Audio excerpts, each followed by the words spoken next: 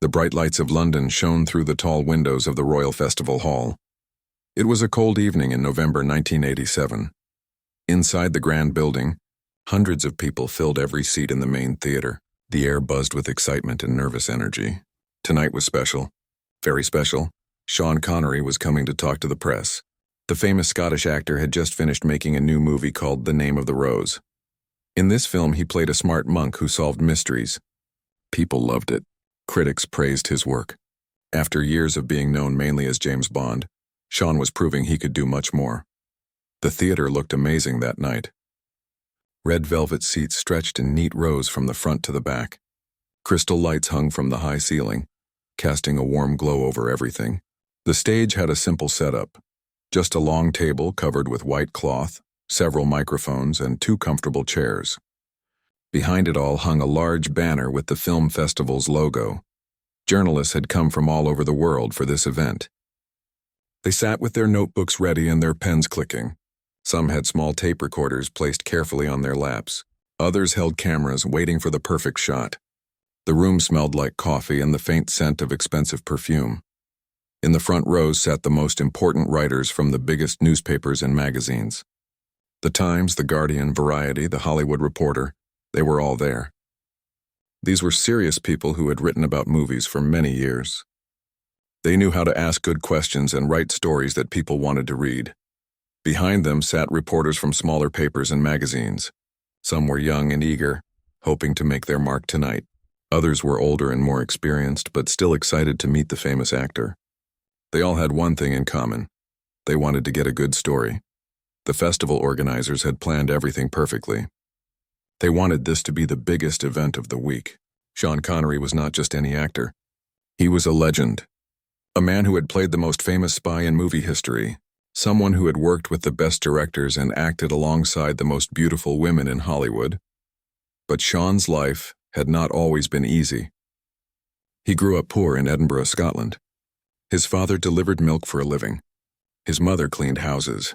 Sean left school when he was just 13 years old to help his family earn money. He worked many different jobs, delivering milk like his father, laying bricks, and even joining the Navy for a short time. Acting came to Sean almost by accident. He started by doing small jobs in the theater. Then he began getting tiny parts in movies. Nobody thought this tall, handsome man with the thick Scottish accent would become a star. But Sean had something special. He had charm, he had confidence, and he never gave up. When the James Bond movies started in the 1960s, Sean became famous all over the world. He played the secret agent in 7 films. Each movie made more money than the last. Sean became rich and famous, but he also became trapped. People could only see him as James Bond. Directors only wanted to hire him to play similar characters. For many years, Sean struggled with this problem. He wanted to show people he could do more than just action movies. He wanted to play different kinds of characters.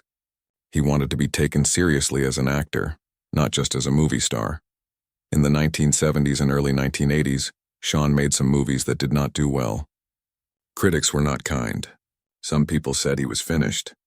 They said his best days were behind him. They said he should retire and be happy with what he had accomplished. But Sean did not give up. He kept working. He kept trying new things. He chose roles that were different from James Bond. Sometimes these movies did well. Sometimes they did not. But Sean kept learning and growing as an actor. Then came The Name of the Rose. This movie was different from anything Sean had done before. It was based on a famous book by an Italian writer. Sean played a wise monk in medieval times. The character was smart and thoughtful. He solved puzzles and mysteries using his brain, not guns or gadgets. When the movie came out, people were amazed. Critics said Sean had given his best performance ever. They said he had finally broken free from the shadow of James Bond. The movie made good money and won several awards. Sean was nominated for important prizes. He was proud and happy. Now, sitting in that London theater, journalists wanted to talk to Sean about his success. Most of them were excited to meet him. They had prepared good questions about his new movie, his acting methods, and his future plans. They wanted to write positive stories about his comeback, but not everyone in that room had good intentions. In the third row, about halfway across, sat a woman with short blonde hair and sharp blue eyes. Her name was Miranda Hartwell. She worked for a popular entertainment magazine. Miranda was different from the other journalists in the room. Miranda did not care about writing nice stories. She did not want to make actors feel good about themselves. She wanted to create drama. She wanted to ask the questions that made people uncomfortable. She wanted to see famous people lose their cool and say things they would regret later. Miranda had built her career on being tough and mean. She had made several celebrities cry during interviews. She had exposed scandals and embarrassed powerful people. Other journalists feared her. Celebrities tried to avoid her, but she always found a way to get close to her targets. Tonight, Miranda had her sights set on Sean Connery. She had done her research. She knew about his struggles after James Bond. She knew about the movies that had failed. She knew about the critics who had been harsh. She planned to use all of this against him. Miranda believed that bringing down Sean Connery would be the biggest story of her career. She thought it would prove that she was the toughest journalist in the business. She had no idea that she was about to meet someone who was much smarter and more experienced than she was. As the clock moved toward 8 in the evening, the excitement in the room grew stronger. Soon the man himself would walk onto that stage. Soon the questions would begin. And soon, one journalist would learn a lesson she would never forget. Miranda Hartwell sat in her seat like a hunter waiting for the perfect moment to strike. She had her notebook open on her lap, but the pages were not filled with normal questions about movies or acting. Instead, she had written down a list of attacks. Each question was designed to hurt Sean Connery and make him look bad in front of everyone. Miranda was 32 years old and had been working as a journalist for 8 years. She had started her career writing small stories for a local newspaper in Manchester. Back then, she was just another young reporter trying to make a name for herself. But Miranda quickly learned that nice stories about nice people did not get much attention. Her first big break came when she interviewed a famous singer who was visiting her city. Most journalists asked the singer about his music and his upcoming tour. But Miranda had heard rumors about the singer's personal problems. She asked him tough questions about his drinking and his failed marriage. The singer got angry and stormed out of the interview. Most people would have felt bad about making someone so upset. But Miranda felt excited. When her story was published, everyone talked about it. Other newspapers picked up the story. Television shows mentioned her name. Suddenly, Miranda was famous. From that day forward, Miranda decided that being mean was better than being nice. She learned that people loved to read about celebrities getting embarrassed or angry. Readers wanted drama and conflict, not boring stories about how wonderful famous people were. Over the years, Miranda had perfected her technique. She would spend weeks researching her targets.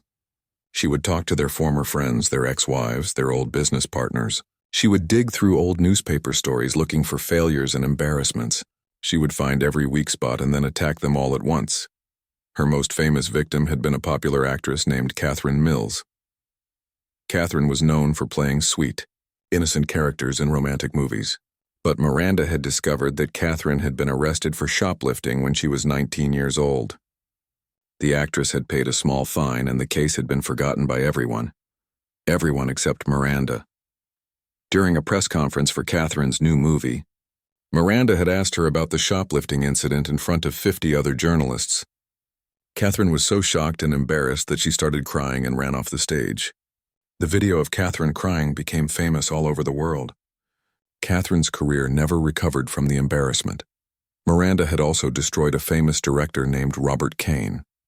Robert had made several successful movies and was respected by everyone in Hollywood. But Miranda found out that he had been fired from his first job as an assistant director 20 years earlier, for being late too many times. During an interview, Miranda brought up this old failure and suggested that Robert was still unreliable and unprofessional. She asked him why audiences should trust him with their money when he could not even show up to work on time as a young man. Robert got so angry that he started shouting at Miranda and calling her names. The whole thing was recorded and shown on television. Robert's reputation was badly damaged. These victories had made Miranda one of the most feared journalists in the entertainment industry. Celebrities and their managers tried to keep her away from press events, but Miranda was clever. She would use fake names to get invitations. She would pose as a reporter from different magazines. She would find ways to get close to her targets no matter what. Tonight, Miranda had used her real name to get into the Sean Connery press conference. She was proud of her reputation now. She wanted people to know that Miranda Hartwell was in the room. She wanted other journalists to watch her work. She wanted Sean Connery to know that his toughest challenger was sitting just a few rows away. Miranda had spent 3 weeks preparing for this moment. She had read every interview Sean Connery had ever given. She had watched all of his movies, even the bad ones. She had talked to people who had worked with him. She had studied his personal life, his marriages, his business deals. What Miranda discovered was that Sean Connery was vulnerable in several ways. First, many critics had said his best work was behind him. Some had written that he was too old to be a leading man anymore. Others had suggested that he only got roles because of his fame, not because of his talent.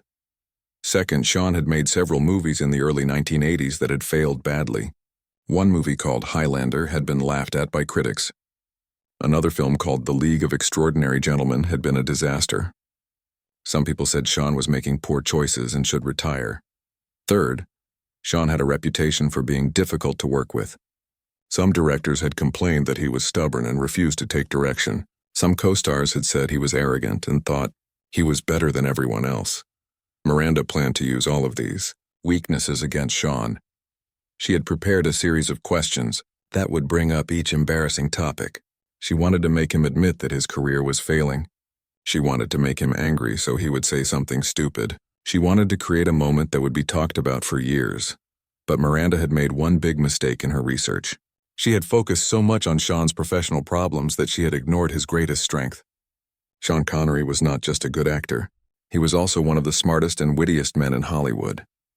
He had been dealing with difficult people and tough questions for more than 30 years. Sean had learned how to handle hostile journalists long before Miranda was even born.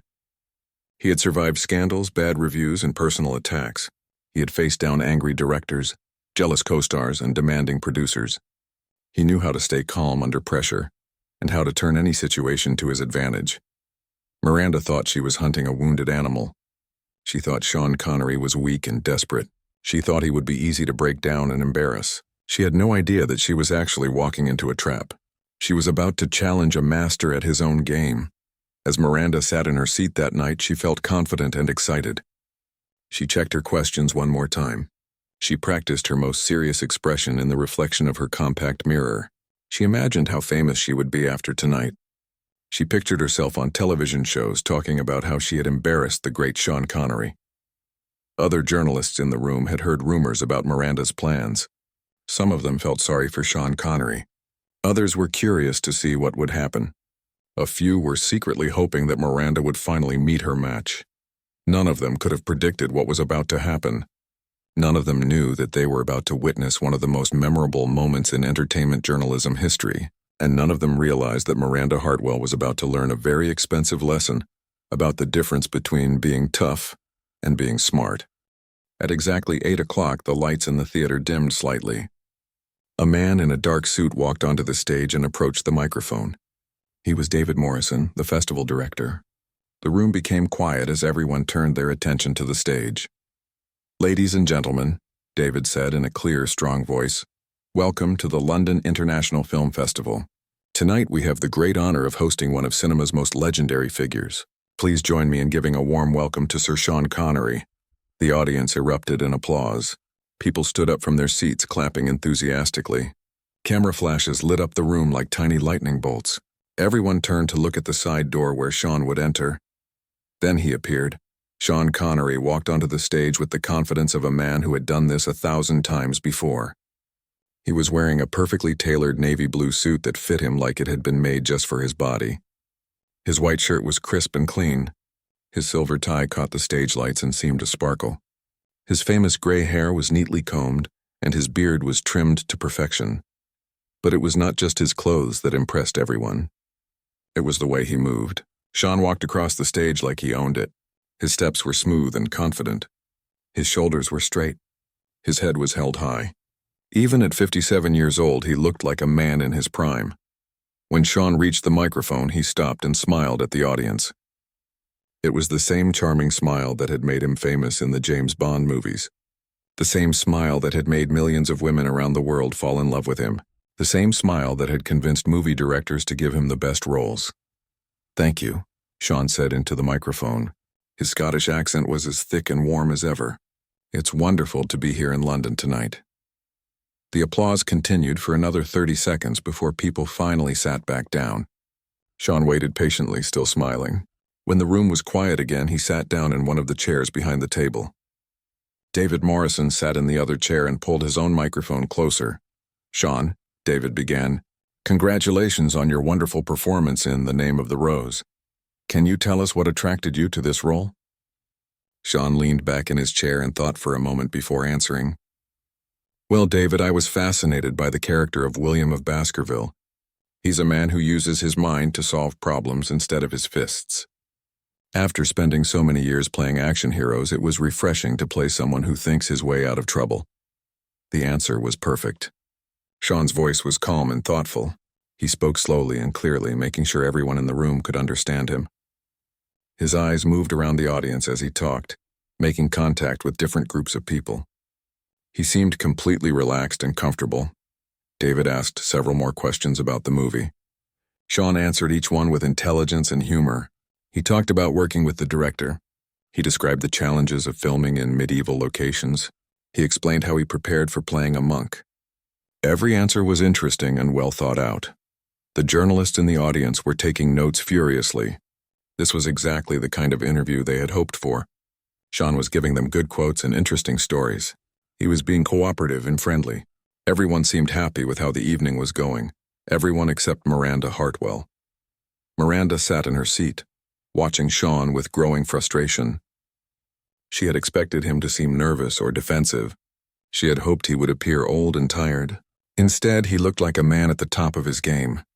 He was charming the audience effortlessly. He was making everyone laugh with his witty comments. He was stealing the show just by being himself. This was not what Miranda had planned. She needed Sean to seem weak and vulnerable before she attacked him. She needed the audience to see him as a failing old actor clinging to past glory. But instead, everyone in the room was falling under his spell. Miranda began to feel worried. Maybe her plan would not work as well as she had hoped. Maybe Sean Connery was tougher than she had thought. But then she reminded herself of all the research she had done. She reminded herself of all the embarrassing facts she had discovered. She told herself that no one could survive the attack she was planning. Meanwhile, other journalists were raising their hands to ask questions. A woman from The Times asked about Sean's future projects. A man from Variety wanted to know about his experience working with young actors. A reporter from The Guardian asked about the differences between British and American filmmaking. Sean answered every question with grace and intelligence. He was funny when the questions were light. He was serious when the topics were important. He seemed to know exactly what tone to use for each situation. The audience was completely captivated by his performance. But Sean was not just answering questions randomly. He was also studying the people in the audience. His eyes moved from face to face, reading the expressions of the journalists. He could tell who was friendly and who might be hostile. He could sense the mood of the room and adjust his responses accordingly.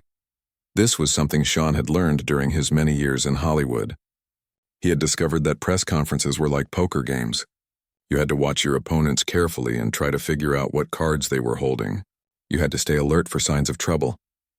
As Sean's eyes moved around the room, they eventually found Miranda Hartwell. She was sitting in the third row, staring at him with an intensity that was different from everyone else. While other journalists looked interested and engaged, Miranda looked hungry. She looked like a predator waiting for the right moment to attack. Sean had seen that look before. He had encountered journalists like Miranda many times during his career. He knew that she was planning something unpleasant. He could tell that she was not interested in having a normal interview. She wanted to create drama and conflict, but Sean did not let this knowledge show on his face. He continued smiling and answering questions as if he had not noticed anything unusual. This was another skill he had learned over the years. Never let hostile people know that you are aware of their intentions. Let them think they have the element of surprise. For the next 20 minutes, the press conference continued smoothly. Journalists asked about Sean's acting methods, his favorite directors, and his thoughts on the current state of the film industry. Sean gave thoughtful, entertaining answers to every question. The atmosphere in the room was warm and friendly, but Sean knew this peaceful period would not last forever. He could see Miranda getting more and more restless in her seat. She kept checking her notebook and looking at her watch. She was clearly waiting for the right moment to make her move. Sean decided to enjoy these last few minutes of peace. He told a funny story about working with his co-stars. He shared some insights about the filmmaking process. He made the audience laugh with his wit and charm. Little did anyone know that they were about to witness one of the most dramatic moments in entertainment journalism history. The calm was about to end. The storm was about to begin, and Miranda Hartwell was about to learn why Sean Connery had survived and thrived in Hollywood for more than 30 years. The moment Miranda had been waiting for finally arrived. David Morrison had just finished asking Sean about his upcoming projects when he opened the floor for more questions from the journalists. Hands shot up all around the room, but Miranda was ready. She had positioned herself perfectly in her seat and raised her hand with more confidence than anyone else. David looked around the room and his eyes settled on Miranda. "Yes, the lady in the third row," he said, pointing toward her. Miranda stood up slowly. The movement was deliberate and theatrical. She wanted everyone in the room to look at her. She wanted Sean to see that she was different from the other journalists. While everyone else had been sitting politely in their seats, Miranda rose like a queen preparing to deliver judgment. The room fell silent. There was something about Miranda's posture and expression that told everyone this would not be an ordinary question. Her back was straight, her chin was raised, and her eyes were fixed on Sean with laser-like intensity. Other journalists sensed the change in atmosphere and turned to look at her. Miranda held her notebook in her left hand, but she did not need to look at it. She had memorized every word of her attack. She had practiced this moment in her hotel room the night before, speaking to herself in the mirror until she got the tone exactly right. "Mr. Connery," Miranda began, her voice cutting through the silence like a knife. She spoke slowly and clearly, making sure every word would be heard and understood by everyone in the room.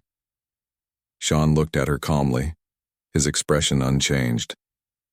He had faced hostile questions before, and he was not going to let this woman see any sign of nervousness or concern.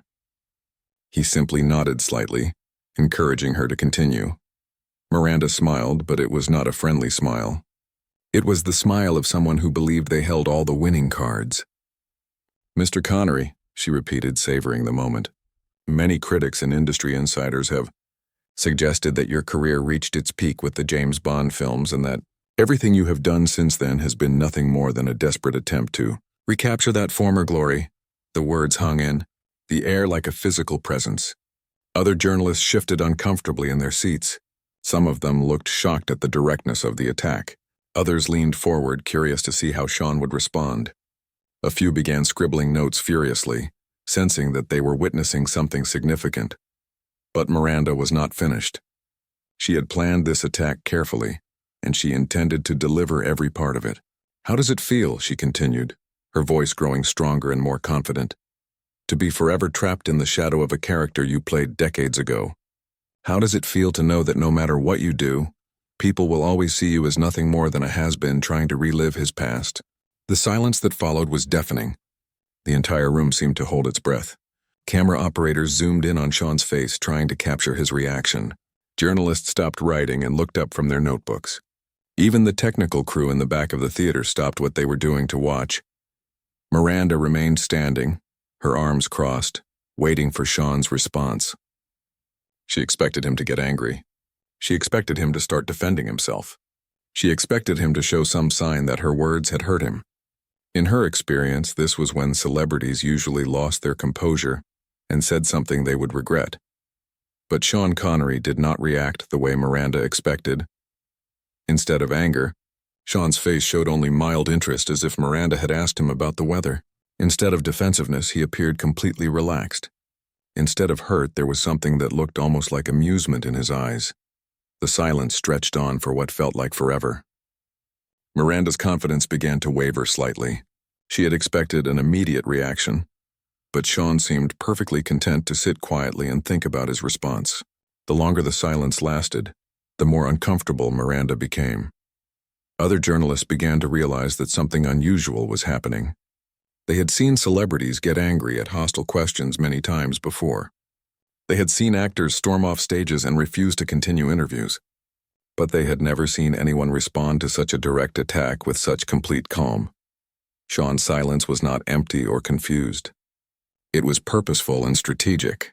He was using the time to study Miranda, to understand what kind of person she was and what she was trying to accomplish. He was also giving the audience time to absorb the rudeness of her question and to form their own opinions about her behavior. During those long seconds of silence, Sean was also deciding how to respond. He had several options. He could get angry and attack Miranda personally. He could defend his career and list his achievements. He could ignore the question and move on to someone else. Or he could do something completely unexpected. Sean chose the unexpected option. Finally, after what seemed like an eternity, Sean's face broke into a slow, knowing smile. It was not the polite smile he had been wearing during the earlier questions. This smile was different. It was the smile of someone who had just realized they were playing a game with someone who did not understand the rules. The audience sensed that something important was about to happen. The tension in the room was electric.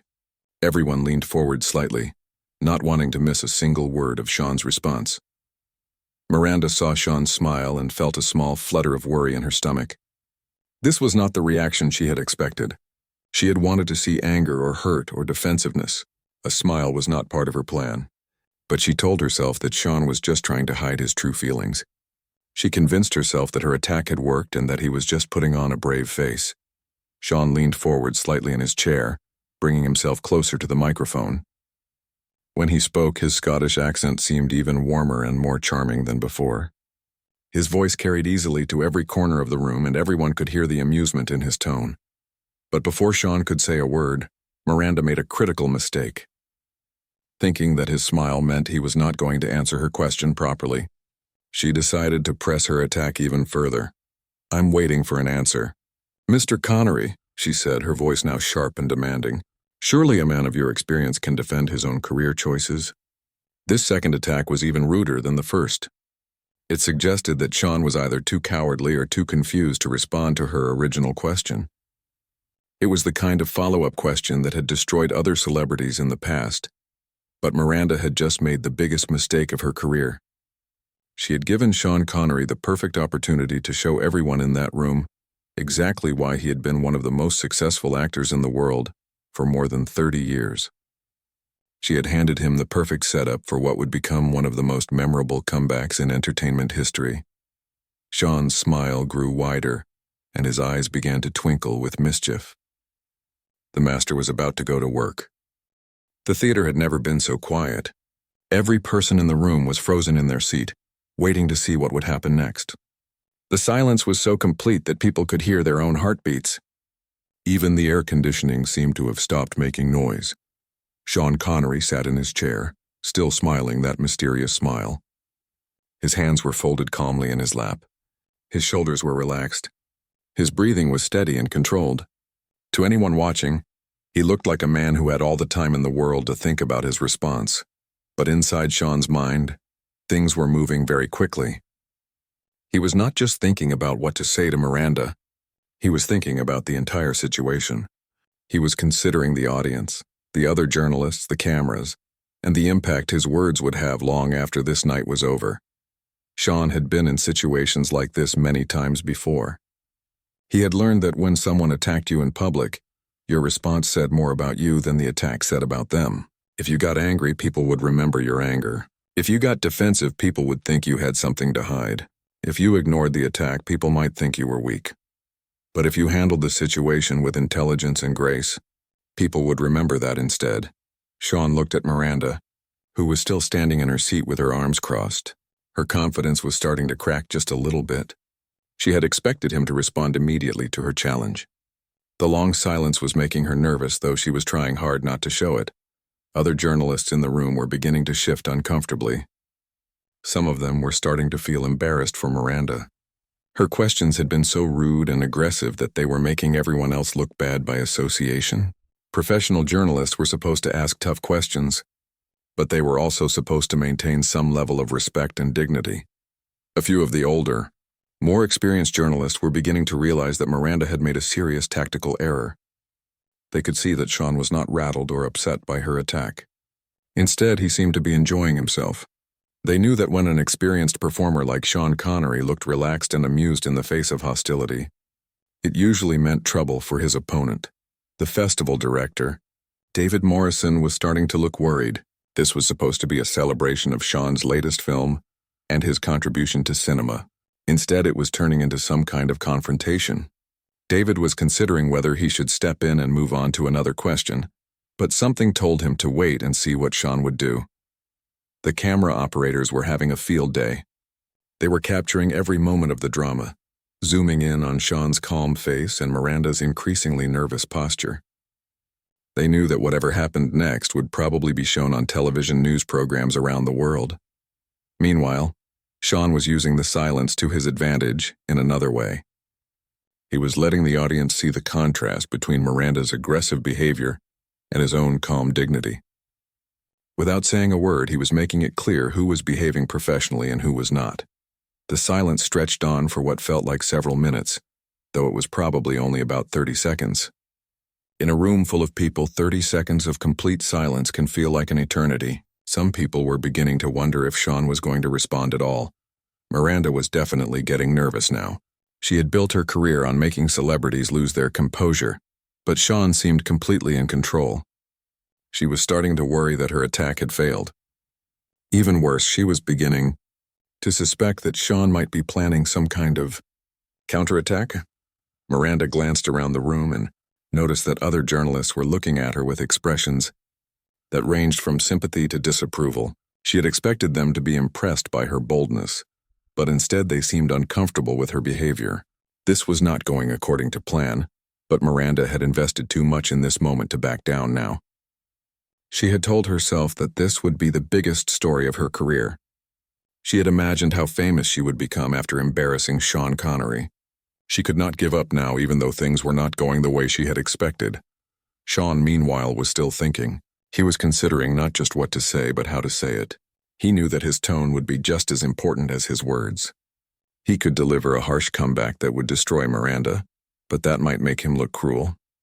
He could give a defensive speech about his career, but that would make him look weak. Or he could do something that would be both devastating to Miranda and charming to everyone else. Sean had always been known for his wit and intelligence. Throughout his career, he had been famous for his ability to handle difficult situations with humor and grace. Directors loved working with him not just because he was a good actor, but because he could solve problems and keep everyone's spirits up during long, difficult film shoots. Now Sean was going to use those same skills to handle Miranda Hartwell. Sean's smile grew slightly wider, and his eyes began to sparkle with mischief. People in the front rows could see that he was no longer just thinking about his response. He had decided what to do. The waiting was almost over. Miranda saw the change in Sean's expression and felt a chill run down her spine.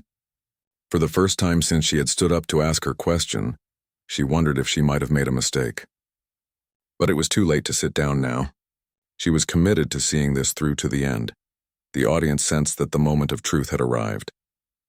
People leaned forward in their seats. Cameras zoomed in. Journalists raised their pens. Everyone in the room knew they were about to witness something special. Sean Connery took a slow, deep breath and leaned closer to the microphone. When he spoke, his voice would be heard not just by the people in that theater, but by millions of people around the world. His response would be quoted in newspapers, shown on television, and remembered for years to come. The silence was about to be broken. The master was about to speak, and Miranda Hartwell was about to learn the most expensive lesson of her career. Sean Connery's voice filled the silent theater like warm honey. When he finally spoke, his Scottish accent seemed even richer and more charming than usual. Every word was clear and perfectly pronounced. His tone was friendly and relaxed, as if he were chatting with an old friend rather than responding to a hostile attack. "Well, lassie," Sean began, and immediately the entire room felt the warmth in his voice.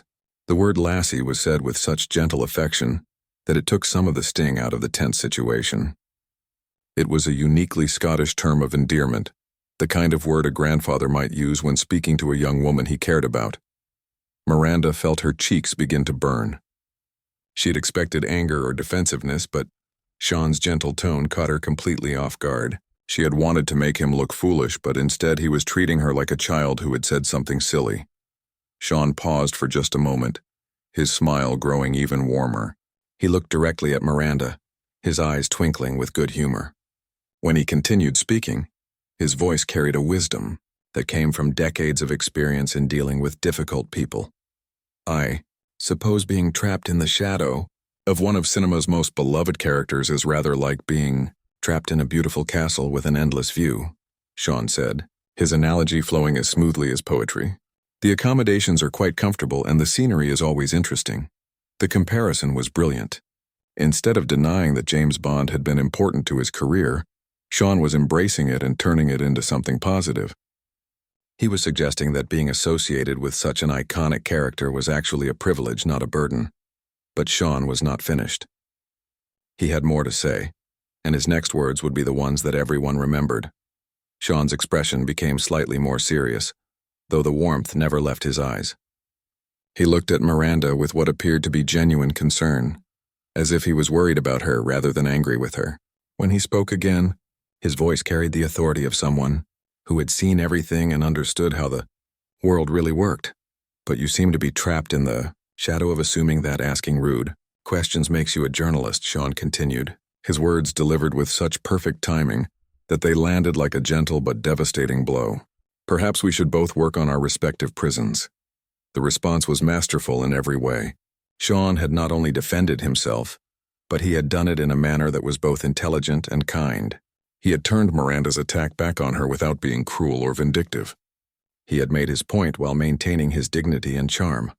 The word lassie had established a tone of gentle authority. The castle analogy had reframed the James Bond legacy as something beautiful rather than limiting. And the final line about respective prisons had pointed out Miranda's own professional shortcomings while suggesting that everyone had room for improvement. What made Sean's response even more effective was the way he delivered it. His voice never rose in anger. He never sounded defensive or hurt. Instead, he spoke like a wise teacher gently correcting a student who had made an error in judgment. He treated Miranda's attack not as a serious threat, but as a learning opportunity for everyone involved. The audience was stunned by the elegance of Sean's response. In just a few sentences, he had completely turned the tables on Miranda. He had shown that he was not only unafraid of her attack, but that he could handle it with more grace and intelligence than she had shown in delivering it. Miranda stood frozen in her seat, her mouth slightly open in shock. This was not what she had planned for at all. She had expected Sean to get angry, to defend himself desperately, to say something he would regret. Instead, he had responded with such wit and charm that he had made her look like an amateur. The other journalists in the room were frantically scribbling notes. They recognized that they had just witnessed something special. Sean's response would be quoted in newspapers around the world. It would be analyzed by communication experts and used as an example of how to handle hostile questions with grace. But Sean was still not finished. Having delivered his main response, he decided to add one final touch that would make the moment even more memorable. He leaned back in his chair slightly, his smile returning to full brightness, and spoke in a tone that was both friendly and final. "Now then," Sean said, his voice carrying the warmth of someone who had just solved a problem and was ready to move on to more pleasant topics. "Are there any other questions about the film?" This last line was perfect. It showed that Sean considered the matter closed and was ready to return to the normal business of the press conference. It demonstrated that Miranda's attack had not rattled him or derailed his purpose for being there. Most importantly, it invited other journalists to ask real questions about his work, rather than engaging in personal attacks. The effect on the room was immediate and dramatic. Sean had not only handled Miranda's attack with grace, but he had also shown everyone else how a professional should behave in difficult situations. He had maintained his dignity while making it clear that he would not tolerate rudeness or unprofessional behavior. Miranda slowly sank back into her seat, her face red with embarrassment. She felt the eyes of every person in the room looking at her, and she knew that they were not looking at her with admiration. She had tried to embarrass Sean Connery, but instead she had embarrassed herself. The silence that followed Sean's response was different from the silence that had preceded it. Before, the room had been tense with anticipation. Now the atmosphere was filled with admiration and relief. People were processing what they had just witnessed and marveling at Sean's skill in handling such a difficult situation. Some of the journalists were already thinking about how they would write their stories about this moment. They knew that Sean's response would be the most quoted part of the entire press conference. They also knew that Miranda Hartwell had just provided them with a perfect example of how not to conduct a professional interview. Sean sat calmly in his chair, still smiling, waiting for the next question. He looked completely relaxed and unaffected by what had just happened. To him, dealing with Miranda had been no more difficult than swatting away a mosquito. He had handled much tougher challenges during his long career, and this would just be another story to tell at dinner parties. But for everyone else in that room, what they had just witnessed would be unforgettable. They had seen a master at work. They had watched Sean Connery demonstrate why he had been one of the most successful and respected actors in the world for more than 30 years. And they had learned an important lesson about the difference between being tough and being smart. For a moment after Sean finished speaking, the theater remained completely silent. It was as if everyone in the room needed a few seconds to fully understand what they had just witnessed. The silence was not tense or uncomfortable like before. Instead, it was the kind of silence that comes when people are processing something truly remarkable. Then, like a dam bursting, the reaction exploded throughout the theater. It started with a single person in the front row. A veteran journalist from The Guardian began to clap slowly, a huge smile spreading across his face. Within seconds, the applause spread like wildfire through the entire audience. People began clapping enthusiastically, many of them shaking their heads in amazement at what they had just heard. But the applause was just the beginning. Soon people began to laugh. Not cruel laughter directed at Miranda, but the kind of delighted laughter that comes when someone witnesses something brilliant and unexpected. The laughter was warm and appreciative, the sound of people who had just seen a master craftsman at work. The combination of applause and laughter created an electric atmosphere in the theater. The sound bounced off the walls and filled every corner of the room. People were not just clapping politely like they might at the end of a speech. They were applauding with genuine enthusiasm and admiration. Several journalists stood up while they clapped, giving Sean what amounted to a standing ovation. These were professional people who had covered thousands of press conferences and interviewed hundreds of celebrities. They knew excellent work when they saw it, and what Sean had just done was absolutely excellent. The camera operators were capturing every moment of the reaction. They filmed the enthusiastic applause, the delighted laughter, and the admiring expressions on people's faces. They also caught a few shots of Miranda, who was sitting in her seat looking smaller and more uncomfortable with each passing second.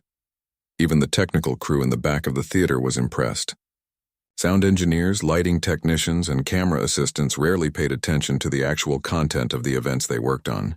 But tonight, they found themselves putting down their equipment to join in the applause. Sean's response had been so skillful that it impressed everyone, regardless of their job or background.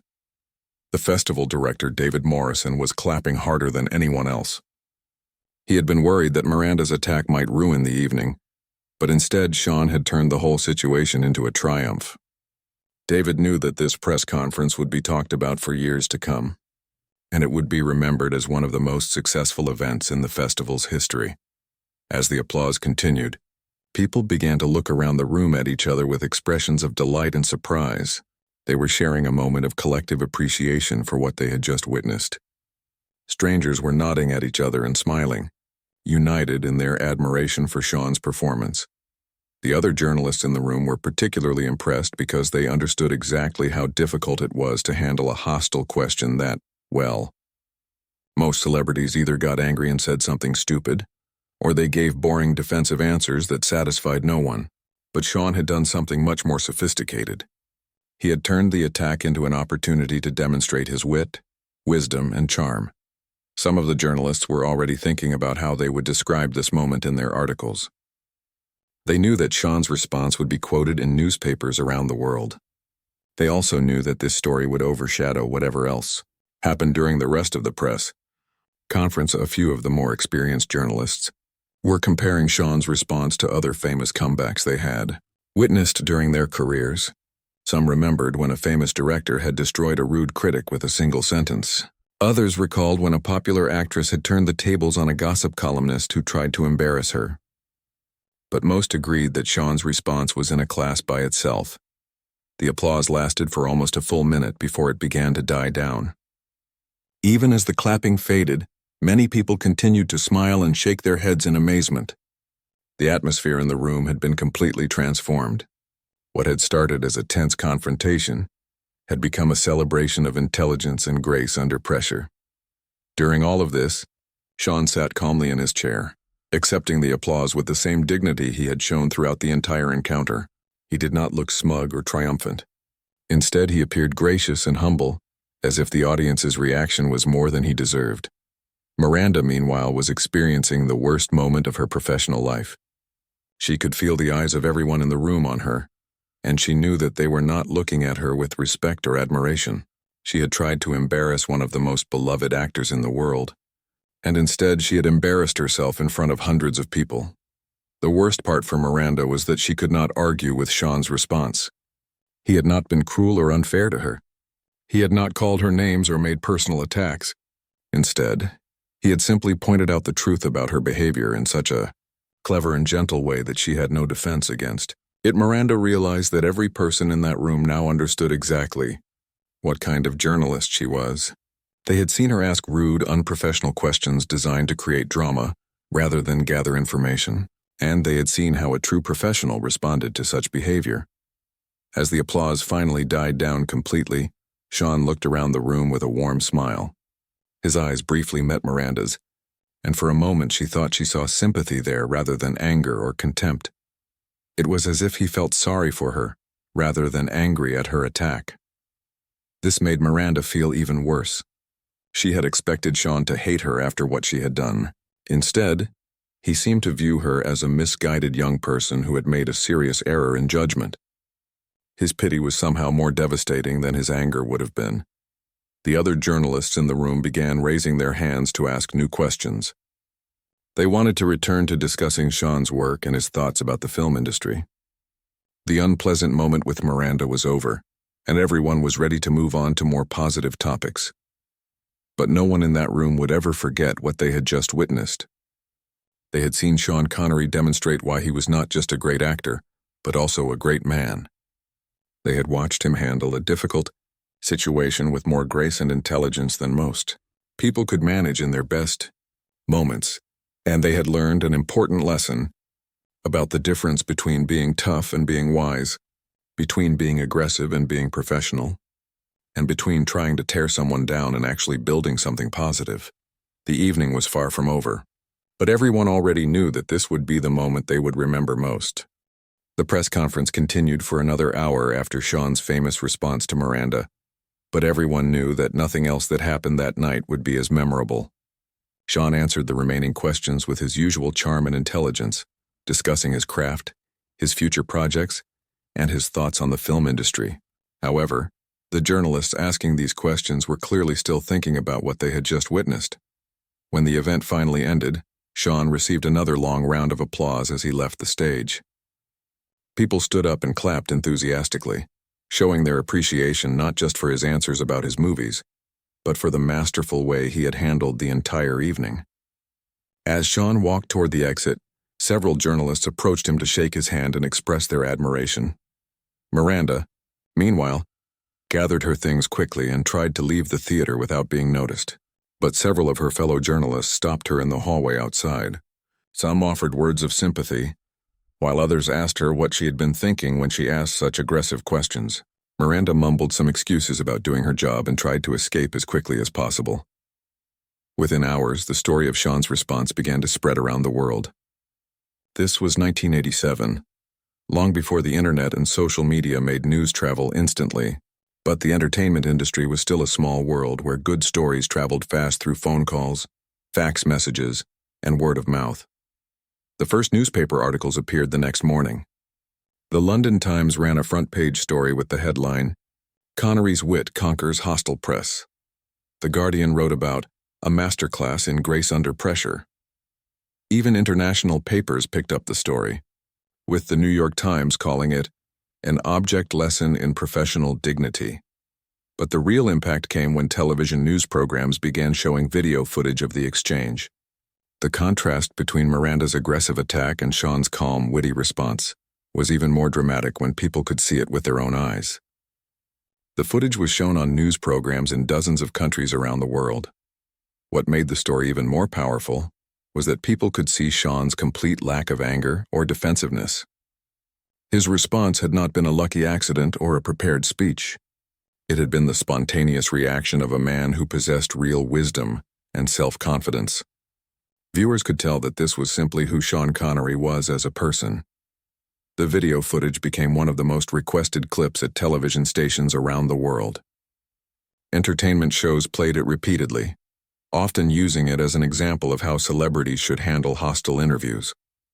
News programs used it to illustrate stories about professionalism and grace under pressure. Within a few weeks, Sean's response had entered popular culture. Talk show hosts began quoting his line about being trapped in a beautiful castle with an endless view. Comedy writers used variations of his comeback about respective prisons. The phrase became a clever way to point out someone's hypocrisy without being unnecessarily cruel. For Sean himself, the incident only enhanced his already impressive reputation. People had always known he was a good actor, but now they also knew he was quick-witted, intelligent, and gracious under pressure. Directors began offering him more diverse and challenging roles, seeing him as someone who could handle any situation that arose during filming. The incident also helped Sean's career in an unexpected way. For years, some critics and industry insiders had suggested that he was just a movie star rather than a serious actor, but his intelligent and dignified response to Miranda showed that he was a thoughtful, sophisticated person who deserved to be taken seriously as an artist. Film schools began using the footage as a teaching tool, showing students how to handle difficult situations with professionalism and grace. Public speaking coaches used Sean's response as an example of how to turn a hostile question into an opportunity to demonstrate character and intelligence. Miranda Hartwell's career, unfortunately, never recovered from that night in London. Word spread quickly through the entertainment journalism community about what she had done and how badly it had backfired. Editors became reluctant to send her to important events, fearing that she might embarrass their publications. Some magazines and newspapers began to distance themselves from the aggressive style of journalism that Miranda represented. The incident with Sean had shown that audiences preferred reporters who were tough but fair, rather than those who were simply rude and confrontational. Miranda's approach began to seem outdated and unprofessional. Within 2 years, Miranda found herself working for smaller and smaller publications. She eventually left entertainment journalism altogether and took a job writing for a trade magazine about office equipment. She never again tried to ambush a celebrity with hostile questions. The contrast between Sean's and Miranda's post-incident careers became another part of the story's legacy.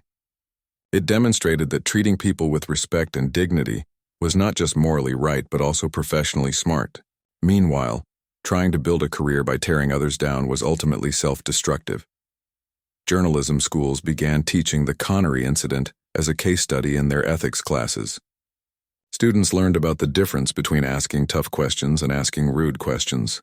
They studied how a skilled interviewee could turn an aggressive attack into a teaching moment for everyone involved. Years later, when Sean Connery was interviewed about the incident, he always spoke about it with humor and grace. He never expressed anger toward Miranda or satisfaction at her career problems. Instead, he would say that he hoped she had learned something from the experience and found success in whatever field she had chosen. This generous attitude only added to Sean's reputation as a gentleman and a class act. People respected him not just for his clever response that night, but for his continued kindness when discussing someone who had tried to hurt him. The incident became one of the most famous examples of grace under pressure in entertainment history. It was studied by communication experts, quoted by public speakers, and remembered by anyone who had ever been in a difficult situation and wondered how to respond with dignity. Sean Connery had many great moments during his long and successful career. He won awards, made classic movies, and earned the respect of his peers. But for many people, his response to Miranda Hartwell that night in London was the moment that showed who he really was as a person. It proved that true class and intelligence could triumph over rudeness and aggression. It demonstrated that the best way to handle hostility was with wisdom and humor, rather than anger and defensiveness. And it showed that sometimes the most powerful response to an attack was not to attack back, but to respond with such grace that you make your attacker look foolish without even trying. The story of that night became a legend, passed down from one generation of entertainment professionals to the next. It reminded everyone that in a world where people often tried to succeed by bringing others down, the real winners were those who lifted others up, even when those others did not deserve it.